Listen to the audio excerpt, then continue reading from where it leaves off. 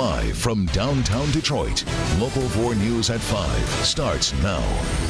She just wouldn't stop. Police dash cam rolls as a woman takes off on a slow-speed chase down Woodward, and wait to see what it took to get her out of the car. Jason. Not just regular cash, all of the cash in a safe stolen from this gas station this morning, but it's how they got in that might be the biggest clue for investigators. Police and doctors say the abuse that killed an 8-month-old baby girl was no accident. Tonight, that child's father is charged with her murder and sexual assault. Thanks for being with us for the news at 5 o'clock. Police and paramedics rushed to a motel in Inkster last Thursday on a report of an 8-month-old not breathing. A little girl died from her extensive injuries on Sunday, and now her 22-year-old father is accused of killing her. Let's bring in Mara McDonald. Mara, the injuries that the girl sustained are just horrific.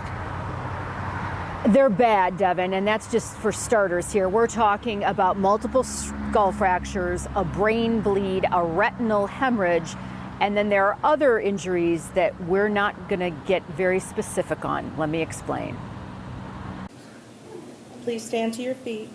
22-year-old James Saltmarshall spent the majority of his arraignment moaning with his hands covering his mouth. Count 1, felony murder, homicide. When paramedics got to the Alpine Motel in Inkster last Thursday, Saltmarshall's 8-month-old baby girl wasn't breathing. He had been left to care for her at the motel while the child's mother was at work. Doctors at Children's Hospital detailed the injuries that killed the little girl for detectives. They thought the child had skull fractures, brain swelling, and some other bruising. It was the head injuries that killed her, but doctors also found extensive evidence of sexual assault. Saltmarshall, for his part, originally told police he fell asleep with his little girl in the crook of his arm and then woke up to her not breathing. Doctors say, no way is that what happened. That you did knowingly or intentionally cause serious physical harm to a child. That's a felony punishable by up to life in prison. Back here live, detectives say that after they interviewed Saltmarshall extensively, after he first said that his daughter never fell, she never was shaken, anything like that, he then changed his story to say that, well, maybe she had fallen out of bed. Still, doctors say that his story just doesn't add up. The judge put him in jail with a $2 million bond. Kimberly, Devin, back to you. All right, Mara. Meanwhile, the trial for a man accused of being a serial rapist with a string of sexual assaults got underway today, but not without some early fireworks in that courtroom. Ike Smith started today by asking the judge if he could switch attorneys. That request comes as the jury had already been seated. Let's bring in Steve Garagiola live. And Steve, let's just say the judge did not take too kindly to that request. Yeah, I think you could say that. The judge got pretty impatient with Smith and his list of grievances. It seemed like Smith knows just enough about court proceedings that he knew what to bring up to try to muck up the whole process, and the judge would have none of it. This morning, the arguing started before the jury was even brought in for opening statements. Smith had a list of grievances he wanted to get before the judge, starting with the complaint that his court-appointed attorney is incompetent. My counsel's effort has been inadequate. Furthermore, counsel has been ineffective and has expressed bias and prejudice against me. You are fairly represented and competently represented. I don't know what your theory is, but it's not going to work here, young man. The charges against Smith date back to 2011. Smith charged with home invasion and a rape in Inkster. Similar charges for 2 rapes in Dearborn and rapes in Allen Park, Dearborn Heights, Garden City, Redford Township. Taking a new tack after losing his first argument this morning, Smith complained that Dearborn police collected DNA evidence against him illegally. There was no probable cause for the Dearborn police to take my buccal swab. It appears that you are trying to be the lawyer and the defendant. No, Your Honor. Yes, you are. Yes, you are. I want to be represented properly, Your Honor. Well, you are being represented properly. Then Smith argued that he actually has hired a new attorney, and so he needs more time. And it wasn't until a week ago that I believe the family tried to retain Mr. Jordan. So I believe this is a stall tactic. Smith then tried for one more grievance, but the judge had had enough. Okay, can I finish? No, I've had enough of that. You sit down. Sit down. Okay, Your Honor. And that judge said there, that's it, bring in the jury, and the trial started. So they are underway. Prosecution up first. This morning, the jury heard from several detectives and from the victim in that first home invasion and sexual assault back in 2011. Devin, Kimberly, back to you. So, Steve, have police linked Smith to any other sexual assaults?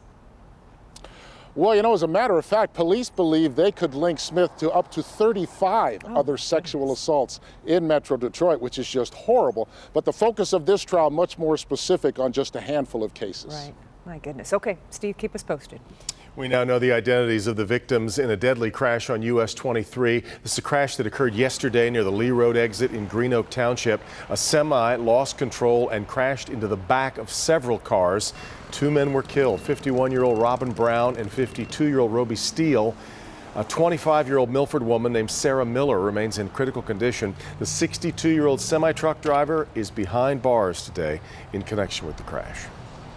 All right, a lot of people talking about this next story. There's bad news for University of Michigan standout Jabril Peppers, and it's coming just days before the NFL draft. Bernie's here now, and reports are that it's a little more complicated than this, but it amounts to a failed drug test. That's exactly what it does, exactly right. He tested positive, what they're calling a diluted urine sample at the scouting combine last month, and as a result, the league has notified all teams of the sample. We've got highlights of Peppers, and a source told ESPN that Peppers flew from San Diego to Indianapolis for the combine when he took ill. He drank 8 to 10 bottles of water because he cramps easily and dehydration sets in, and because he was going to run early the next day for the scouts. Because of the positive test, Peppers will now have to enter the NFL drug program as soon as he gets drafted.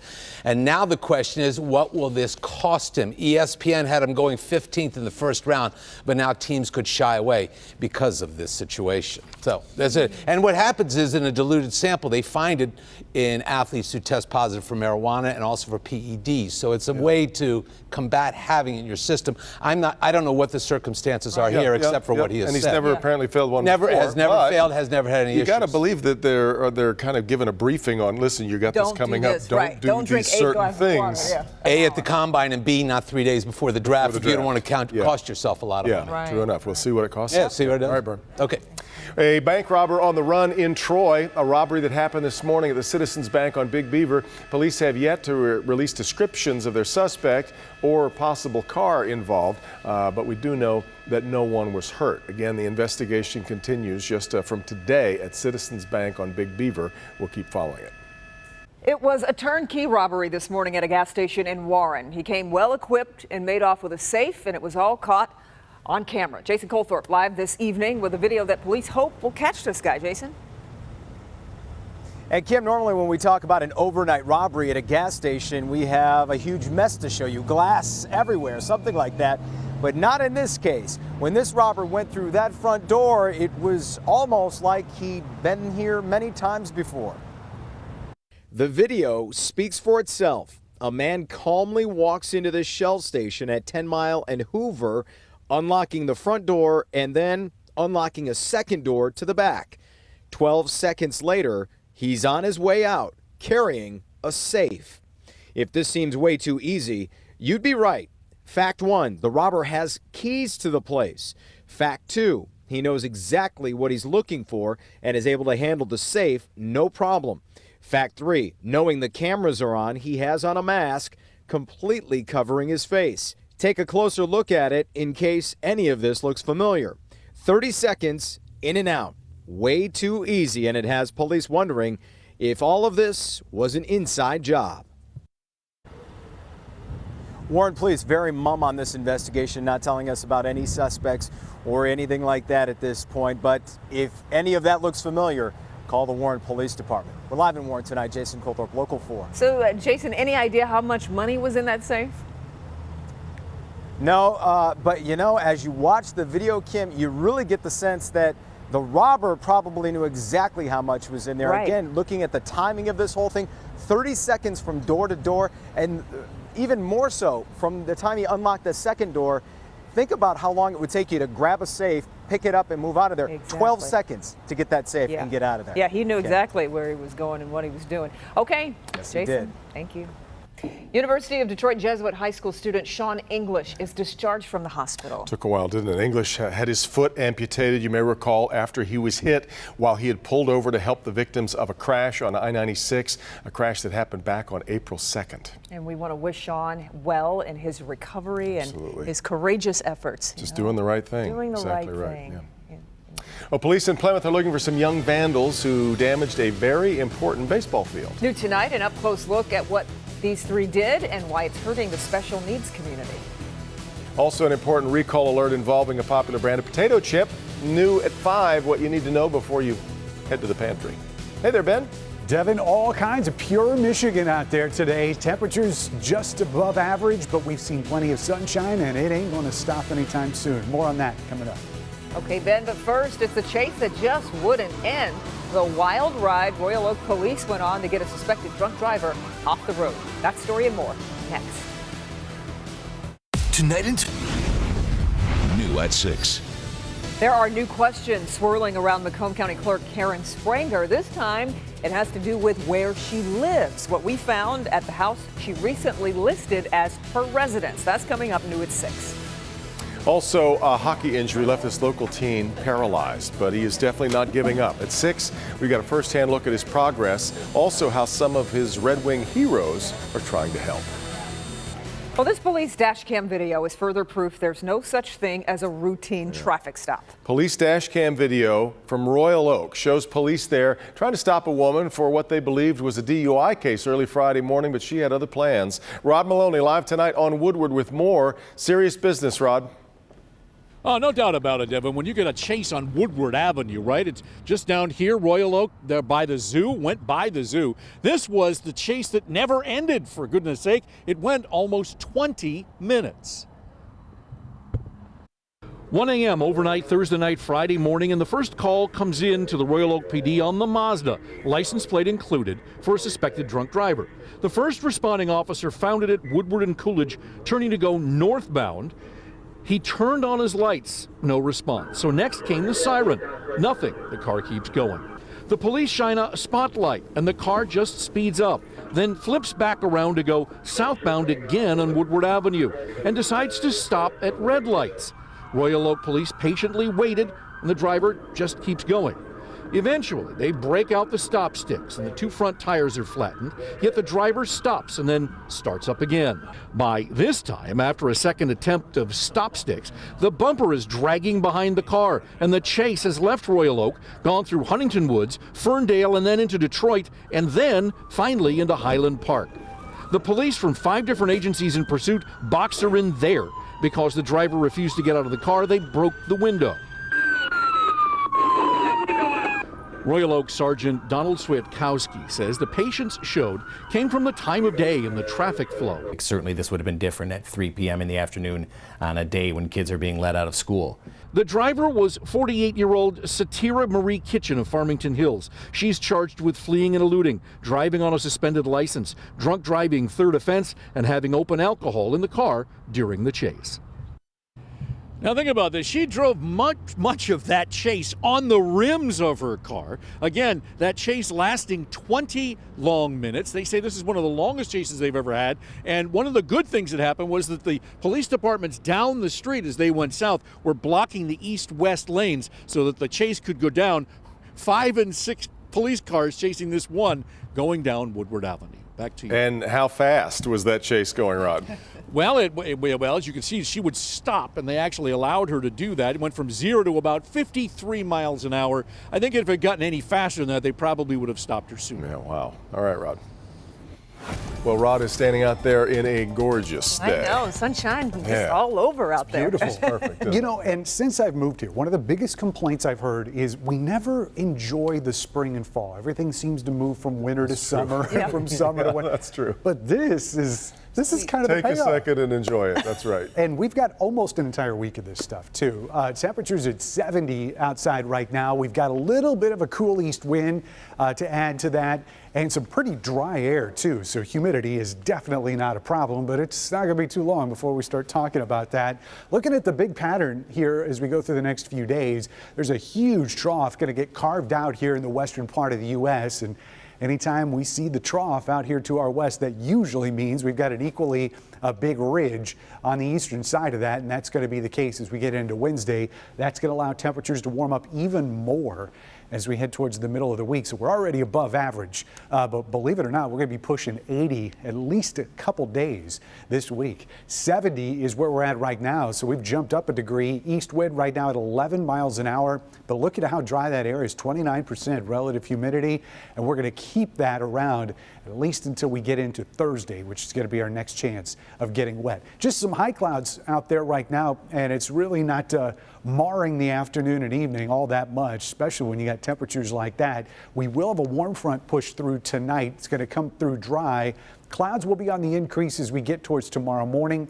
There's just an ever so slight chance of a sprinkle. Most of us are not going to see it, and even if it does show up, it's not going to last very long or amount to much. In fact, our best chance of getting wet isn't going to roll in here until Thursday, but Wednesday is going to be one of our pick days of the week as temperatures again heading towards 80 degrees in the afternoon. Tonight we'll be down into the 40s. That's still above average for this time of year. Clouds will be on the increase as we head towards tomorrow morning. Highs tomorrow going 68 degrees, and we will start with cloud cover and we'll start to work some sunshine in towards the tail end of the day. But those numbers are going to be fairly varied across the area, especially compared to where you're at in relation to the east side. 59 here in Clinton Township. City of Detroit 64 will actually probably hit the upper 60s again out towards the airport. Maybe as warm as 70 out there in the corner of Lenawee County, but closer to Lake Erie will only be in the 50s here at Luna Pier and Monroe. All 60s inland here in our west zone tomorrow. Anywhere from 67 in Flint to 68 down in Chelsea and Manchester. And again, those east side lakes having an effect out towards Lexington. 55 for the high there tomorrow. Generally, though, low to mid 60s across most of our north zone. And there are those 2 days in the 70s on Wednesday and Thursday. Start cooling down again going into the weekend, but we are still above average for Friday through the upcoming weekend.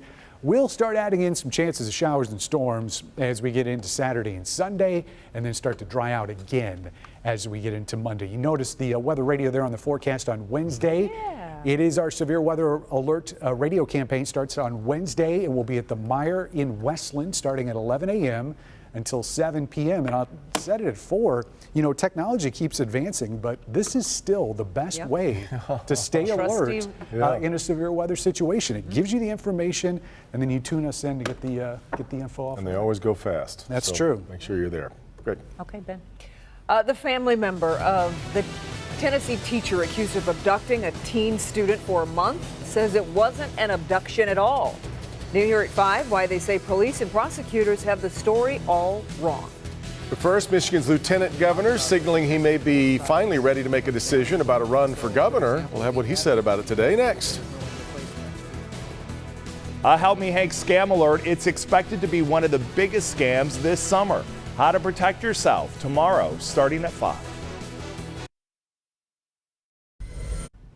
Lieutenant Governor Brian Calley teasing a possible gubernatorial bid. Yeah, Calley released an online ad today shortly after midnight. It didn't specifically say he's running for governor, but it did tease plans that he'll make a major announcement at the end of the month. Some say this is a clear sign the Portland Republican is preparing to run. We caught up with Calley today, and he circled around the speculation. So it just makes sense, I think, to really right now set the stage in terms of letting people know who I am, where my heart is, what drives me as a leader, and then also to remind people about how far we've come in the last 6 years. And if you think about okay, so that was his answer there, and as you can hear, it's no clear yes or no from Calley regarding a possible run, but things are certainly looking to move in that direction. Because it's very easy to say, I am not running. Exactly, instead of circle all around it like that. All right, time now for an update to a story Local 4 first told you about last week. The driver of an SUV that hit a motorcyclist and then crashed into a house has now died. 25-year-old Joshua Davenport died early today. This was a crash that happened in Rockwood in southern Wayne County. Investigators point to alcohol and high speed as combining factors in the accident. This was last Thursday. The motorcyclist that was hit by the SUV is still recovering. Unfortunately, no one inside the house was hurt. Dozens of girls and women came together today for breakfast, music, conversation, and talk of empowerment. The neighborhood service organization's Youth Initiatives Project held its annual Female Empowerment Breakfast today at the Matrix Center in Detroit. Girls ages 11 to 18 were joined by female mentors, and they got the chance to learn how to overcome their current challenges. The event also focused on developing self-worth and finding your hidden talents. New at 5:30. Can the president and Congress avoid a government shutdown? Well, the countdown is on. I'm Blaine Alexander. I've got that story coming up from Washington.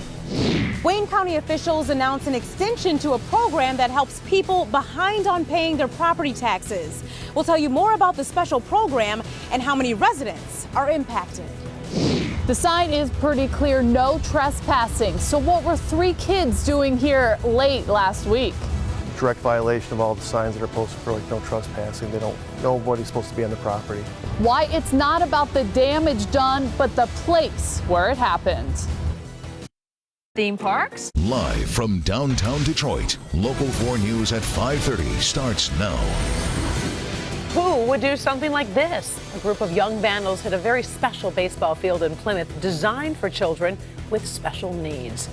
That security camera video shows those vandals inside the Miracle League field. This is a specially designed field aimed at giving children with disabilities the chance to play baseball, but police say these 3 guys broke in and damaged the place. Jamie Edmonds talked with police as they worked to find everyone behind it. The vision of the Miracle League Plymouth is every child deserves a chance to play baseball. This field gives children with special needs that chance, which makes vandalism here that much worse. This is the Bilkey family field in Plymouth. Here, every spring and fall, kids with mental and physical needs get a chance to play baseball through the Miracle League. The field, dugouts, bleachers, and turf, all specifically made to accommodate those children and their families. Back on April 13th, these 3 young men came to this field in the evening, up to no good. 3 kids came onto the property. We're just kind of walking around. One of them chose to jump up on a bar that's a support beam for the roof, and the bar then broke and the kid fell to the ground. They also moved one of the benches on the third base side. Why? Detective Jamie Grabowski of the Plymouth Police Department really can't say. And it's not the first time something has happened here. And historically, we've had a lot of different cases here over the last couple of years, and we've been able to identify everybody. But not these 3, yet. The Plymouth Police Department tweeted out the video and the pictures in the hopes that someone knows who they are and they can be punished. The amount of damage at this, it's not the point. It's because this league is designed for a special population, and we want to maintain the integrity of the field, and it's a special place for special people. So as the detective said, it's really not about the extent of damage done. It's about this field and how it's special, and they want to protect it. In Plymouth, Jamie Edmonds, Local 4. Now, there is no visible damage at the field right now, and opening day is going to go on as scheduled on May 6th. But if you've got any information about what happened, Plymouth Police would like to hear from you. The Wayne County Treasurer's Office has extended a special program aimed at reducing interest rates for homeowners in risk of foreclosure. As Local 4's Coco McAboy shows us, many Detroit families have already benefited from this program. The program has only been around for 2 years, but more than 50,000 Detroit families have used the program to keep their homes. And we spoke to a Detroit business owner today who says the program gave her the break she needed. Being an entrepreneur, you're busy, and therefore I lacked on my taxes. So Detroit restaurant owner Alicia Strong enrolled in the interest rate reduction program. I thought I was going to pay about $4,000. I end up paying approximately $211 per month on that program. So it helped me tremendously. The program gives taxpayers the opportunity to pay their current taxes and delinquent taxes all together. It allows the taxpayer to reduce their interest on delinquent taxes from 18% to 6%.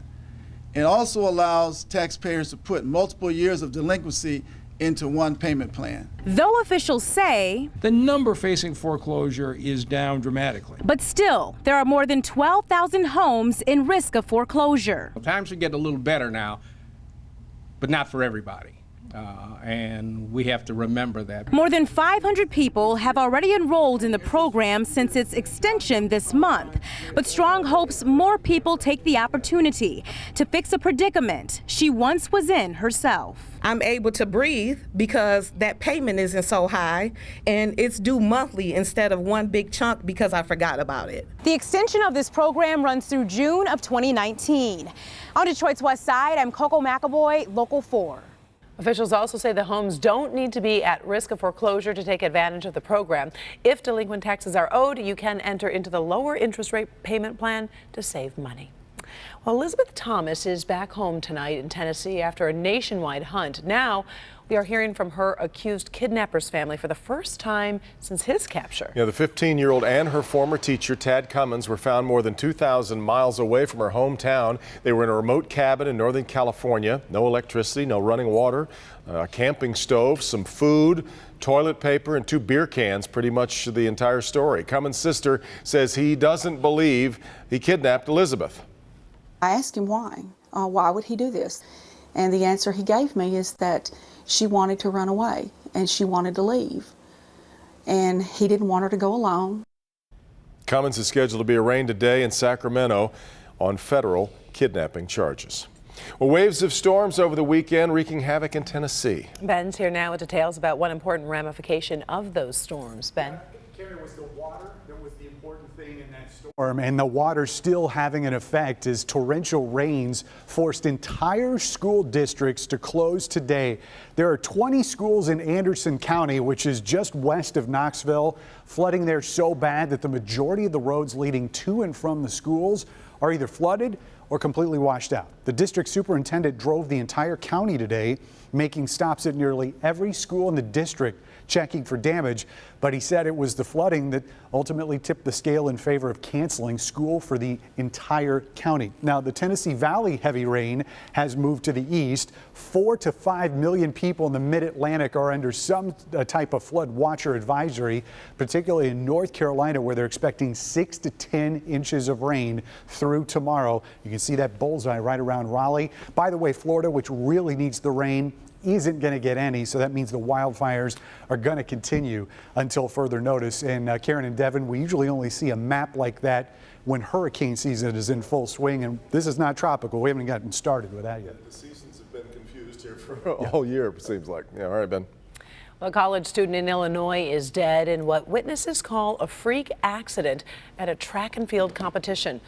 A vigil was held over the weekend on the field at Wheaton College, where Ethan Roser was killed. Roser, a freshman transfer student from Cincinnati, was volunteering at the competition on Saturday when he was accidentally struck by a hammer during the hammer throw event.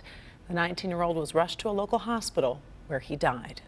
President Trump facing 2 important deadlines this week. Saturday, the end of his first 100 days in office, a time to measure his accomplishments thus far.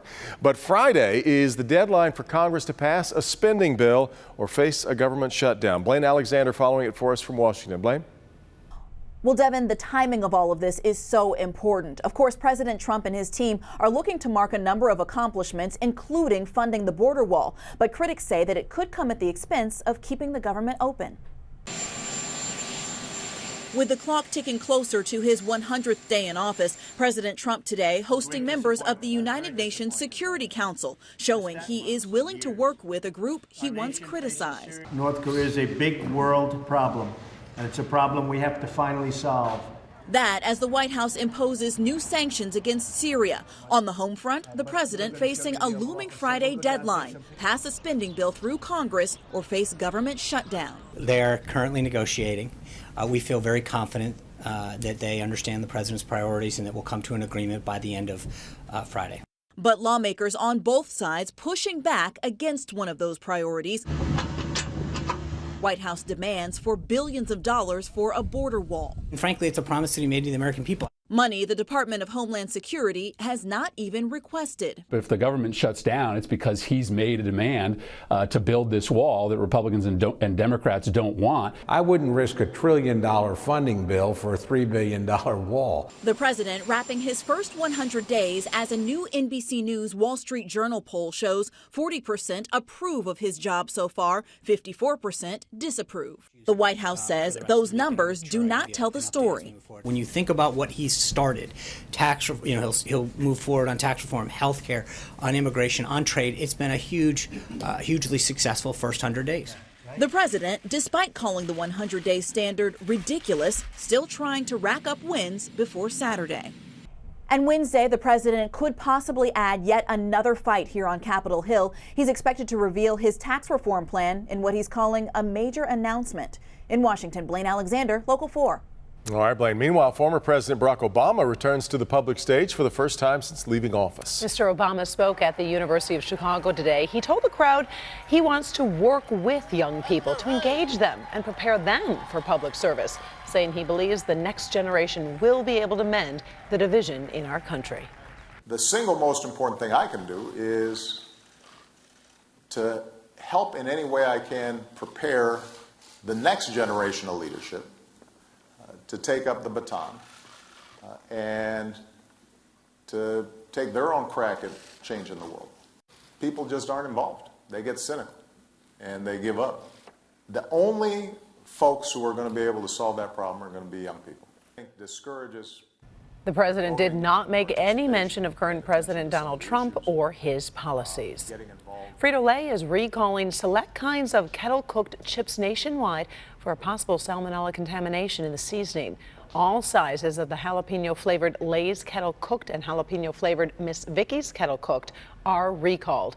The bags affected have a guaranteed fresh date of July 4th or earlier, and with a use-by date of June 20th or prior. No illnesses have been reported. Panera Bread is set to go on a hiring spree. Big one. The popular cafe chain says it's planning to hire 10,000 new workers nationwide. New positions that include in-store employees, yes, but also drivers. In fact, Panera wants to double its number of restaurants that deliver. Only 15% of its locations delivered last year, but Panera is hoping that number will rise to 35 to 40% by the end of this year. The company also plans to roll out new tracking technology for its customers. I don't like the sound of that. I got enough stuff following me around now without Panera trying to figure out when I'm buying my next bagel, but there you go. Shinola has cooked up a very unusual and expensive gift for Mother's Day. Yes, new tonight, why they're hoping Mom will love a $30 box of dirt. And not so fast. What went very wrong during this bridge implosion that left crews scrambling for a fix? But first, it's a special visit, or I should say a special vest that could help people with autism in a big way. What it's designed to do that could help make lives better. That's coming up next in Good Health. It's Jeopardy! New at 6. What do you think? Recess before lunch or lunch before recess? Turns out one seems to lead to a healthier eating by kids. New research coming up at 6 o'clock in Good Health. Plus, the owner of an NFL football team and an English soccer team is bringing hundreds of jobs to Detroit. We'll show you what's in the works. New at 6. All right, now to Good Health here at 5:30. It's technology developed for outer space, but it could have a much more down-to-earth benefit. Our Kimberly Gill is here to show us how new wearable technology may help people coping with the challenges of autism. Yeah, this is a really cool device, guys. Some people with autism find comfort from weighted blankets or clothing, but those items aren't always practical. Well, now a research lab working on technology for outer space is hoping their creation could offer a new option. It feels like every single nerve in my body is on fire. When Jillian Nelson becomes overwhelmed, she takes a break under her weighted blanket. Others use weighted clothing. These components were built to try and help develop a spacesuit to send astronauts to Mars. Brad Holshoe is co-director of the Wearable Technology Lab at the University of Minnesota. When grad student Julia Duvall saw that space technology, she thought about her nephew with autism and his struggles with weighted clothing. One of the big problems is that people become acclimated to the pressure, and so that means that if they're wearing a weighted vest or a tight-fitting knit garment under their clothes, they have to take that off at a certain point. That can be disruptive. So their group created this, the very first dynamic compression vest controlled by an These app. guys right here are the heat-sensitive materials. In the back here we have the module. There's a battery and a Bluetooth controller. So when you hit the button on your phone, it sends a current through those pieces and they pull tight. It's a high-tech hug that could be a new tool for people with autism. I want to change the perception of how the world sees people with autism. So this vest could be controlled wirelessly by a child or by their caregiver. And this is the latest creation aimed at making life easier for people on the autism spectrum. Students at the school previously developed a hugging backpack designed to comfort kids at school. But pretty neat. Fascinating. The technology. And wireless control Yes. of a piece of clothing. It's amazing. It really is. Okay. You think of in-flight entertainment? I suppose that generally means maybe a movie? That's what you mostly think, but the passengers of a Los Angeles-bound plane have...